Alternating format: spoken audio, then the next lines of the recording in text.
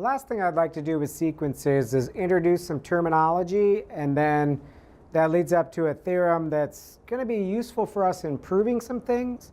You won't really be using it directly in your exercises, but some of the theorems coming up need this theorem in order to prove them. And the definitions are somewhat self-explanatory, I think. So first of all, the idea of being bounded above. So if you can find a number so that all the terms in the sequence are less than that, then that sequence is bounded above. And that number that you found is an upper bound. So let's use an example here. Say we have the sequence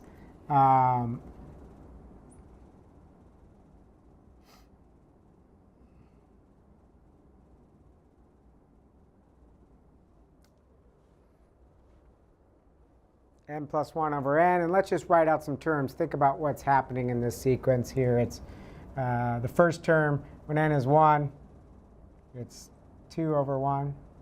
Then when n is 2, it's 3 over 2. Then 4 over 3. Then 5 over 4, and so on. And if we break it up, we can clearly see that what's happening out at infinity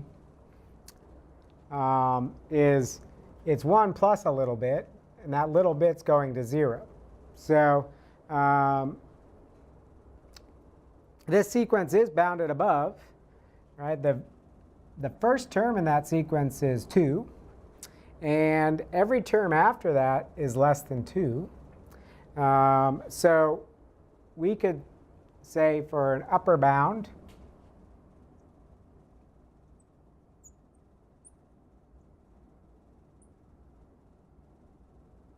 two works. All numbers in that sequence are less than or equal to 2. But really, any number then bigger than 2 is an upper bound, right? If all the terms are less than or equal to 2, then they're also less than 3, or pi, or 100, any number you want to put there, right? So there's many, many upper bounds to this sequence. The key is that there is one. And then this last definition here, the least upper bound. So that would be the smallest number that is still an upper bound on this sequence. And that's this guy, right? I can't go any smaller than 2. So these are all upper bounds, but 2 is the least upper bound. Any number I try and pick smaller than 2, all the terms in this list are not less than that. OK, so now let's look at the reverse side, being bounded below. So just have the flipped kind of definition. Now, if you could find a number that all values in the sequence are bigger than, then that's a lower bound. And so, for example, this sequence has many lower bounds. First of all, we know that what's happening here. We know that the limit out at infinity is 1. These are all bigger than 1, but they're heading down, getting closer and closer and closer to 1. So 1 works, right? It's never going to be less than 1. But just like upper bounds, if 1 works, anything smaller than 1 works. 0 would be a lower bound. Negative 63.2 is a lower bound. Any number less than 1, all those terms are bigger than. But the greatest lower bound is this guy, right? I can't pick any number bigger than 1 because eventually this sequence would be less than that. You know, 1.00000001. Well, if you go out far enough in this sequence, you'll be less than that, right? Because this thing's decreasing down and heading closer and closer and closer to 1. So we've got all kinds of upper bounds. 2 is the least upper bound. All kinds of lower bounds. 1 is the greatest lower bound. And then this sequence, because it's bounded both above and below, we say just generically that this is a bounded sequence. So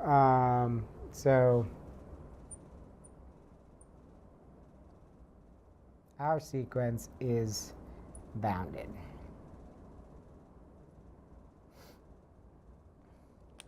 Now, so this is some nice terminology to have. So we can talk about things being bounded above, bounded below, and now we know what we mean. But this sort of leads to a theorem that I want to talk about now, and that is the monotonic sequence theorem. So we've used the term monotonic in Calc 1. It still means the same thing for sequences. It means non-increasing or non-decreasing. And remember, what the first time you saw those terms may have been confusing, right? Because why do we call it non-increasing? Why don't we just call it decreasing? Or why do we call it non-decreasing? Why don't we just call it increasing? Well, it's because we want to allow for constancy as well. So non-increasing means that the sequence is always going down or staying constant. For a while it could do both. Non-decreasing means doing anything but decreasing. So it could go up or it could be constant, but it can't be going down. Okay, so for example, this sequence. These guys are getting smaller and smaller and smaller and smaller. It is non-increasing, right? So our sequence is non-increasing.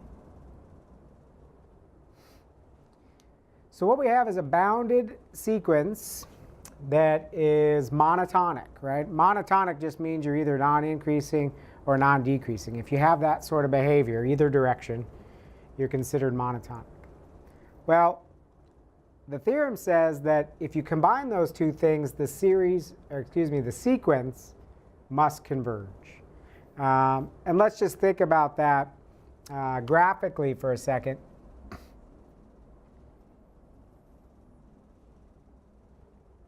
We are non-increasing, right? So just in general, if I draw something, maybe not necessarily, well, yeah, we'll go ahead and draw our terms. The first one was 2, right? The next one is 1/2. Or excuse me, 1 1/2. And then 1 1/3. And so on. But it's bounded. So now I'm not going to necessarily draw that one. I'll just draw many. There's many lower bounds for this thing, right? Those dots never get lower than that. They never get lower than that. They never get lower than that. There's many lines I could draw here. These are all lower bounds on that sequence. But what's nice is even if I can't prove what this converges to, I know it has to converge. And that's what the theorem is saying. If you're going down or staying constant and you have a lower bound, you have to converge. Because you can't go beyond that, but you can't turn around and go back up because you're monotonically, in this case, non-increasing and bounded below. I'm going to converge. Now, I'm not saying what I'm going to converge to, but it's good to know that that's a convergent sequence. Now, the flip side, this covers both directions, right? They could be non-decreasing. Well, if you're going up and up and up, possibly constant for a while, but up and up, and you have an upper bound, you have a ceiling that you can't cross, and you're not allowed to turn around and go back down, you're going to have to converge. So that's what the theorem is saying, is if you're headed in one direction, but you have a bound in that direction, you're going to converge. Now, this theorem could actually go a step further. It turns out that if you're going down, you're going to converge to your greatest your greatest lower bound, which is what this converges to, right? 1 is the biggest number that works as a bound, which for us is actually right here.